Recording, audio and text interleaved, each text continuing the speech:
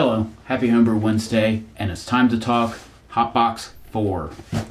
This is the fourth in my last year's Christmas gift to myself, where I bought a Hopbox subscription.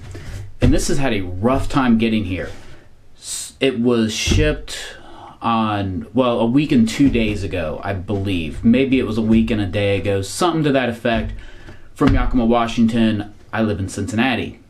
Now, last time I bought something from Yakima, Washington, it was a flash sale on Strata, and it got here in 2 days. In fact, I ordered it on a Thursday. It was here the following Monday because, you know, Saturday and Sunday, they don't deliver. So, I didn't have the same experience. It was in Cincinnati, in Lebanon, Ohio, which is the local FedEx distributor, you know, that handles my home, and it didn't make it here on Monday. So Tuesday rolls around, and it had looked like they had lost it. Well, Tuesday they found it. They put it on a truck to be delivered. Great. Except that they issued an exception. Customer not there or business is closed. I live in a house. I work from home. Tuesday was election day, and one of my kids was home. There were 3 people in my house all day. Nobody rang the doorbell. Nobody knocked on the door. I'm not even sure that the FedEx person even drove down the street. And I bitched about it on Twitter. FedEx Help came back and basically said, oh yeah, we can tell you that everything that we claim is what we see, which doesn't really tell me anything. So Wednesday rolls around. It seemed like they didn't even put it on the truck, even though FedEx Help assured me it would be delivered on Wednesday. Somehow, today's Wednesday, and I have it in my hands. So, let's take a look into this.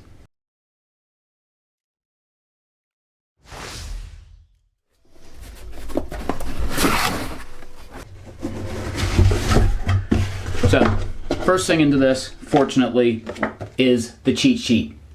That's really important because I usually don't know what they put in here. This one I got kind of a preview because they posted a nice video on Facebook that I looked at. It was good. I clicked like on it, yay. And then I promptly forgot everything they showed on the list that I even paused the video to take a quick look at. So, stickers. Nice little bee sticker here because we do have to save the bees. As far as yellow jackets go, they can go fuck themselves to hell because I got stung last weekend while drinking beers with a bunch of runners. We were just hanging around. This yellow jacket decided to land on, like, right there on my hand. The fucker got me. So, yeah. Fuck you, yellow jackets. Honeybees, you're great. And also another sticker. So, let's take a look further. Get this out of the way. The hops. We have Waidi, 2021 year crop year. So, nice and fresh, even though it did sit in FedEx's system for like too long. Let's see if I can get it to... My camera hates me. I want to figure this out one of these days. Then I'll probably buy a new camera. So, Waidi hops, 2021 year crop year from New Zealand. They are intense flavors of fresh squeezed lime with top notes of mixed citrus. That just sounds good right there. Great for your single hop beers and late and dry hop additions. Next one, Waimea, 2021 year crop year also. And of course it won't... Yeah, maybe I'll get it to focus. So, 2021 year crop year of Waimea. Also from New Zealand, another dual alpha variety hops with aroma of tangerine, grapefruit, and pomelo. Oh, and YCH, you guys got a typo right there. It's F of is OF, not FO. Sorry, I couldn't resist. Next one, Strata, also 2021 year crop year. Nice, freshy. Let's see, Strata, a new superstar variety with unique strawberry, mango, and funk. Perfect for IPAs, pale ales, and anything hazy. Any hop's good with anything hazy, right?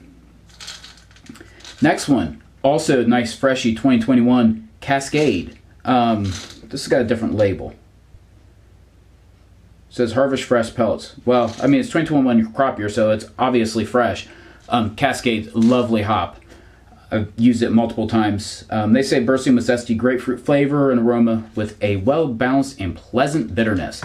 Ideally used in late hop additions to maximize that bright flavor and aroma. And yes, you absolutely should use them late because these are strong at 8.7. I've had some of these in the past that were down in like the 4 alpha range. So next one, El Dorado, another 2021 freshie. So El Dorado has been around for a little while. I think I've used it a few times. Pineapple and tropical flavors like pear, watermelon, and stone fruit. Great team player that works well with Citra, Mosaic, and Galaxy.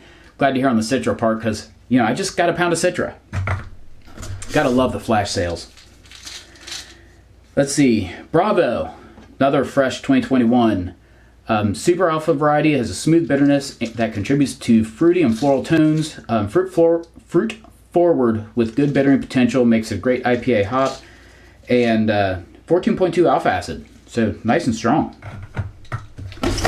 Second to last one here, Cashmere, 2021 Cashmere. Woohoo! Showcase flavors of lemon, lime, and melon with a smooth bittering finish. A great dual-purpose hop to fill any need. And then last but not least, definitely not least, because this is a hop I really like. I've tried to grow this, but I understand this one is a pain in the ass to grow. Centennial. So Centennial, unique flavor and aroma of fresh lime with zesty character. Classic and irreplaceable in West Coast IPAs and pale ales. If you've ever had Founders Centennial IPA, you've had this. And also Bell's Two Hearted is Centennial. And then the freebies. Oh, these are nice. And we got 3 of them. So little hop cups. So these are nice, measuring out hops, and I don't know. I don't think I ever go for more than about 3 additions. Usually a bittering, 15, and 5. So that's perfect for me. Yeah, three nice little metal cups. So that's it. That's the last Hopbox of this year. I'm probably going to subscribe again, even though I've got a ton of hops in my freezer, but I'm about to brew here this weekend, so I'll knock that supply down a little bit. Cheers.